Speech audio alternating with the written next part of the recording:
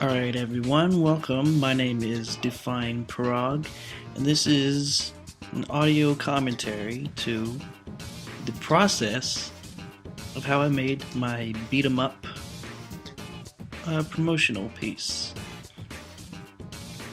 What this is I'm working on a Beatemup video game with a couple friends of mine, and I felt the need to,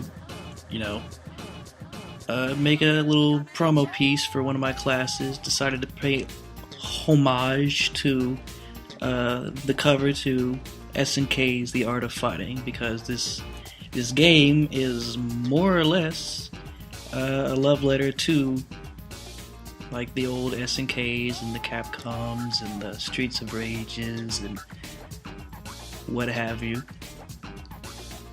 So what you're seeing right now is what I like to do after I've done the line work, is to block out each character in their own layer, so that when I can color them, I can kind of do freely without worrying about staying inside the lines. And I like to keep it all on one layer, in case, sometimes I'll color all on the one layer, and sometimes I'll use clipping masks to put on top of these blocked out areas.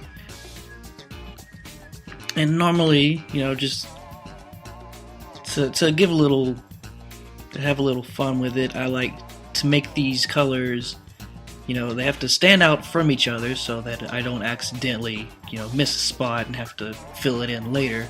So these colors need to be noticeably different from one another, and just for fun, I like to make them, I make sure it's a color I know I'm going to use later.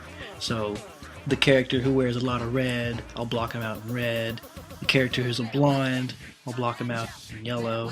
The character like this one is gonna wear like a lot of black and white, so I block it off in white.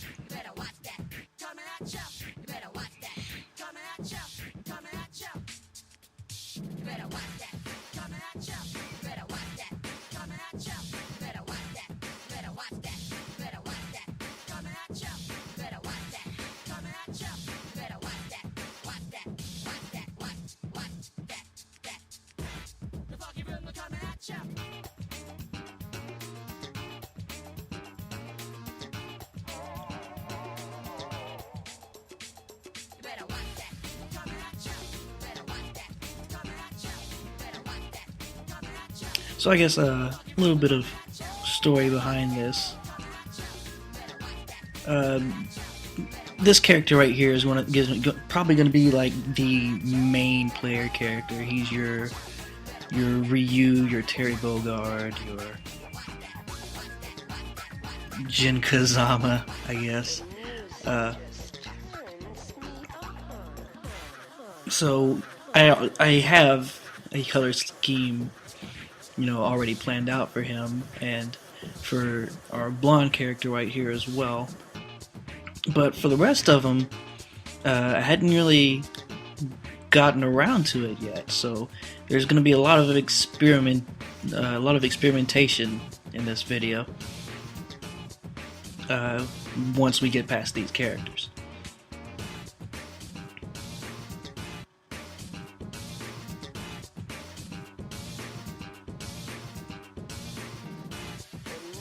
But for that other character, he's your Ryu type. So obviously, this one's our Ken type. His name's Billy Temple, and he's kind of our brash powerhouse character. I thought it'd be kind of fun to give him the ripped sleeves as well as dress pants, just like a fun little contrast. We like to have fun here. It's a fun place. We do fun things. We kick people in the face. And this guy is one of the bosses, or planned bosses of the game. His name is Danny Spade. And right here, I was kind of playing around with the idea of him being black, white, and red for some reason. I don't know, I guess I was afraid of making a pure black and white character in what would ultimately be a very colorful piece.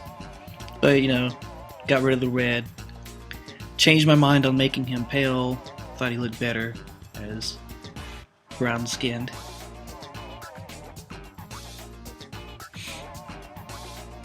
One of the themes of these player characters, which is what this piece is meant to show, is that they're very punk rock.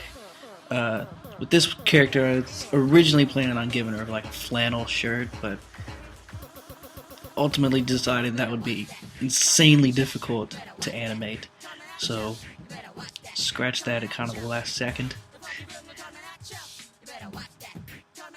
This one is probably the most indecisive I've been on the color schemes. She's going to change a lot throughout this video. I actually did a lot of experimentation with her off screen, and now she's got blue hair and a red cap with much darker skin than before.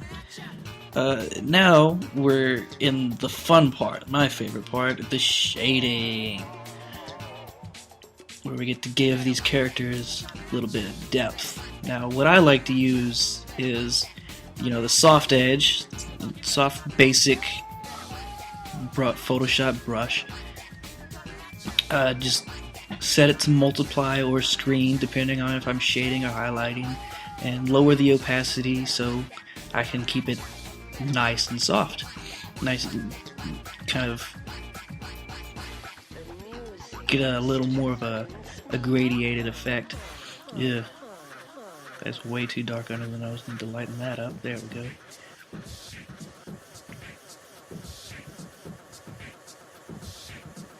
You see right here is when I have the brush set to screen. Give a little light.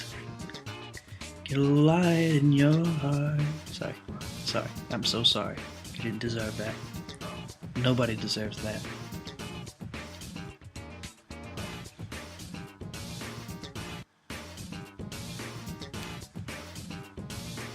Fun fact about this character, his name is Kid Cross, and the thing that really inspired him was the Mr. Rager music video by Kid Cudi,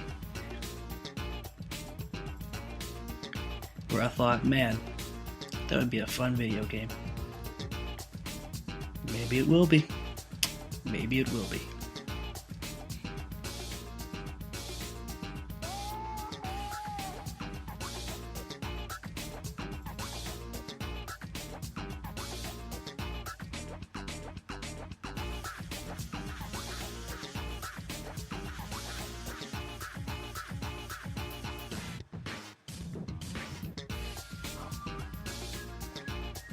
Oh yeah, and every once in a while I like to play around with the levels to see if I can push the shading just a little bit more, what I can get away with, if I'm not doing enough, I'm doing too much.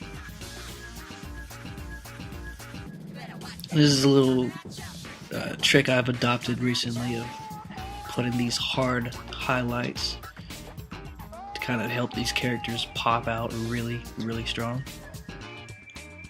And I set the brush to overlay and put a little purple in the skin to make them not, help them look a little less cartoonish, as well as make it look like a really dark environment.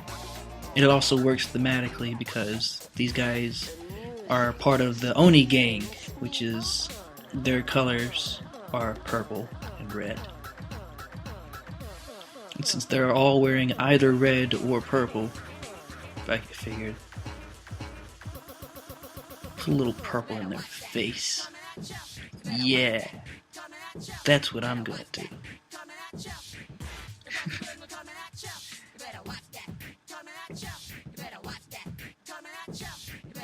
Now this is one of those instances where I decided to forego the clipping masks and just do it all on one layer, make everything, because clipping masks to make it a little easier to color in these things, but at the same time it doesn't blend very well. When you put it all in one layer, it blends a lot better. When you do clipping masks, there tends to be like this weird little outline that you just can't get rid of. It's very unfortunate. But of course, the hard part of doing it all on one layer is every once in a while you get blue on her skin. Ugh.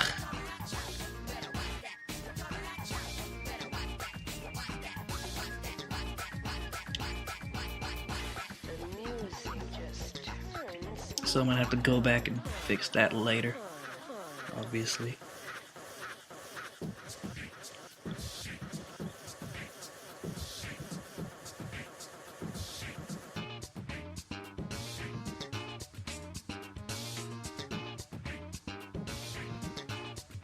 And once again, this is all just soft edge brush, set to multiply, lower the opacity.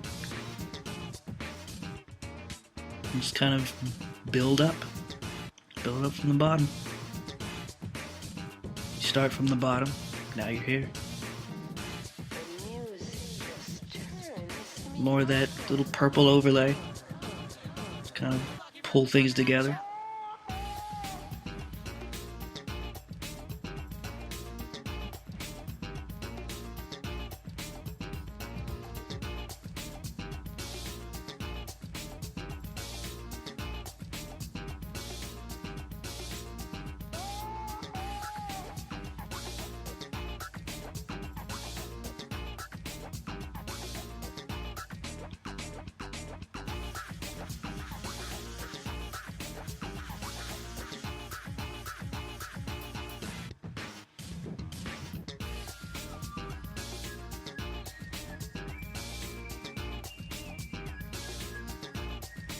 Man, these gloves.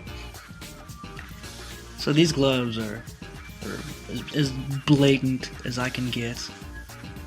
Is from borrowing from games that I love. Like, these are the most Street Fighter-y gloves you could possibly make.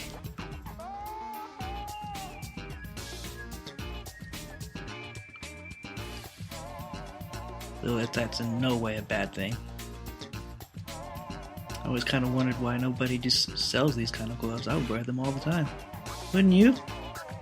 Wouldn't you? Wouldn't you? Sorry. You didn't deserve that. Nobody deserves that. The music just turns me on.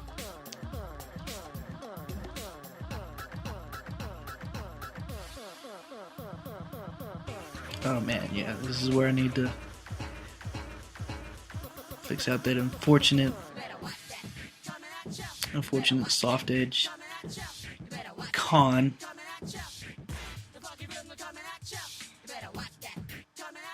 Try real hard not to get any of that black on the skin.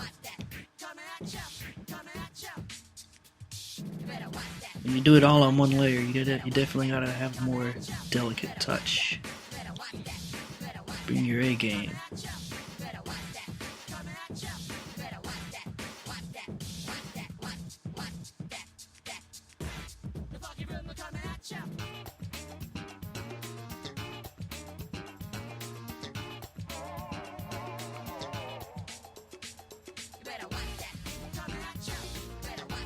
I'm still not 100% satisfied with those shorts, but it's kind of the best color scheme I could find in such a short time. I did this in pretty much 2 days, about 4 hours on each day. So this is about an 8-hour painting, which is honestly not enough time. But you do what you gotta do. Deadlines and shit.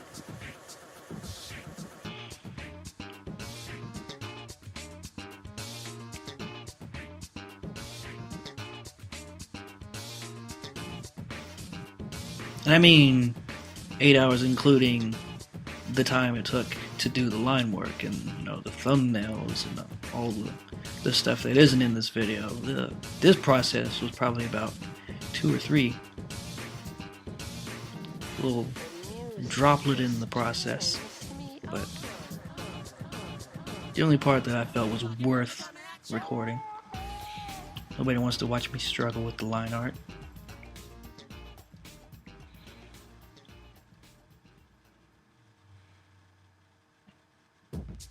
Unless you do? Nah, probably not.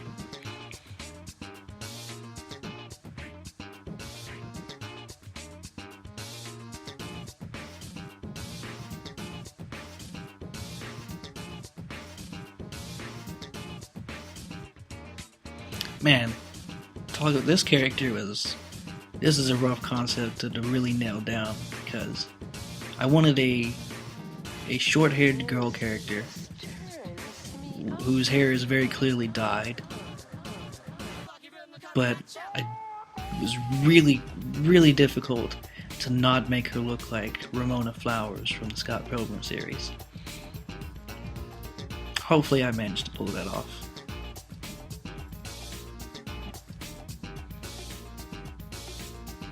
Oh, and that's me saving her hair color for later when I make her actual character sheet, because again, I'd only done it for the male characters so far. I'm in the process of making it for the females, but I haven't even gotten to this one yet. So I'm just putting it there, save for later. You'll notice it suddenly missing a little bit later. That's because I've off screen, off camera, transferred it over to another file.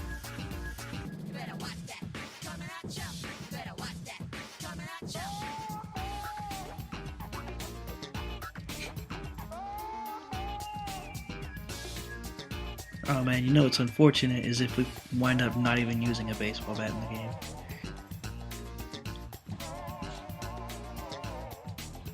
But that's one of the staples of beat-em-ups, isn't it? Foreign objects. Surely it'll make it. Surely.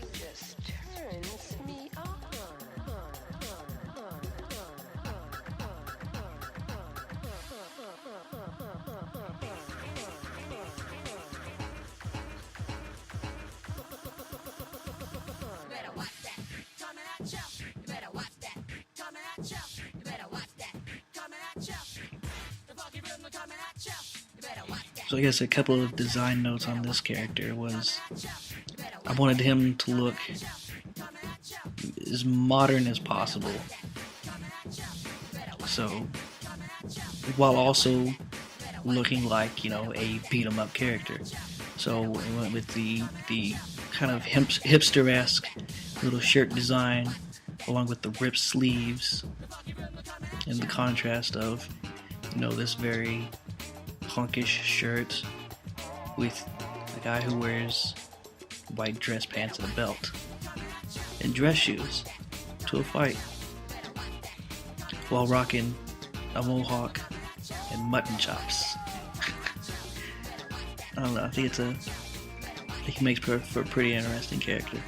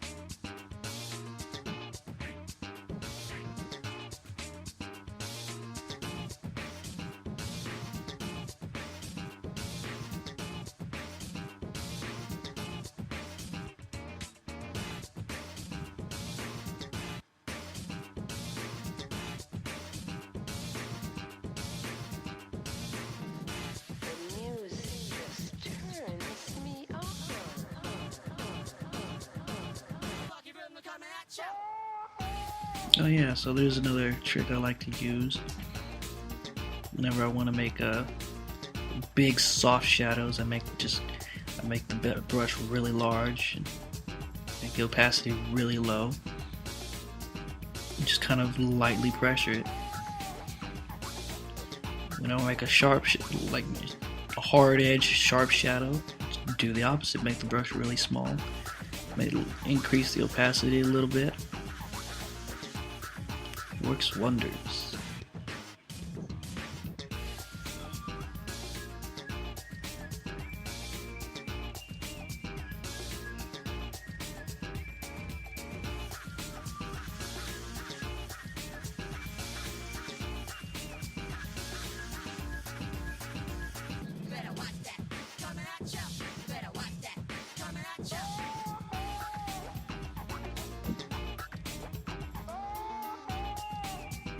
Oh, okay, so... Oh, I remember what happened here. When I started shading this character, the recording software kind of crashed on me. I didn't really... No, wasn't in a place where I could go back and redo it, so... I guess, unfortunately, we skip ahead a little bit. I'm sure you'll live with this disappointment.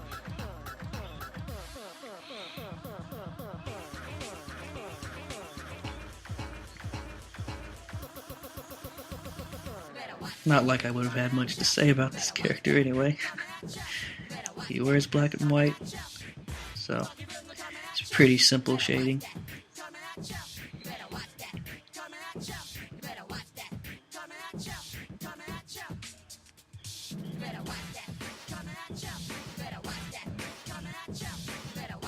Oh, hate when that happens.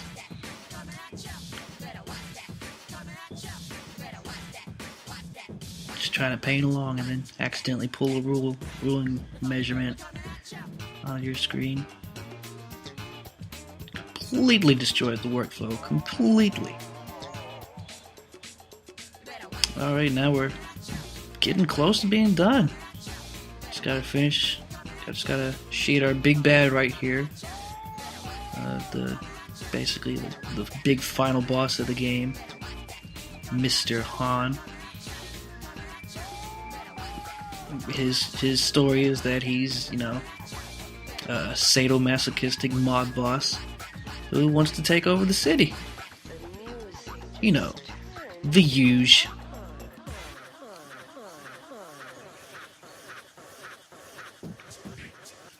Ironically, he has a color scheme, but I wanted to make it all blue, you know, just for the mooding effect, as well as to keep in homage to that Art of Fighting cover, which had the villains in all blue in the background, looking all menacing like.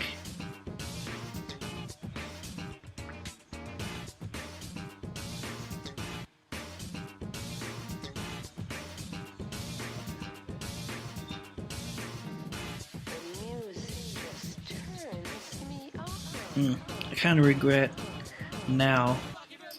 Right now, he's kind of faded, soft looking, but in the final process, I do a little bit of color editing, make him a little sharper, a little darker, and I kind of wish I didn't do that now.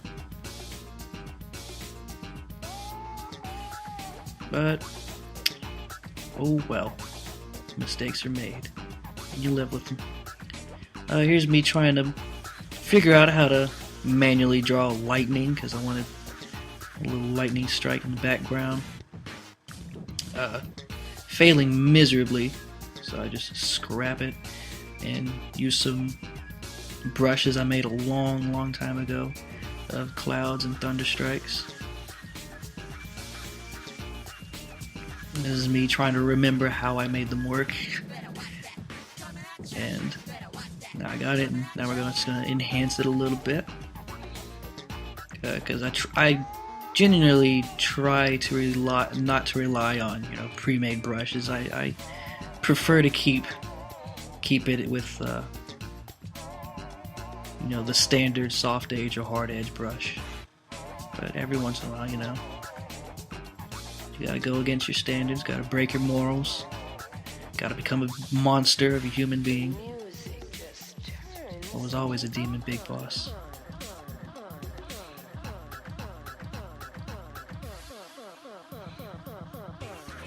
Here's me playing with the color levels. Shouldn't have done that. Well, maybe it looks a little better. I don't know.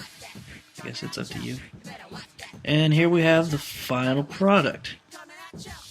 All the color levels messed around with, and everything looking nice and crisp the way I like it. A logo, front and center. And yep, that's all there is to it. It's pretty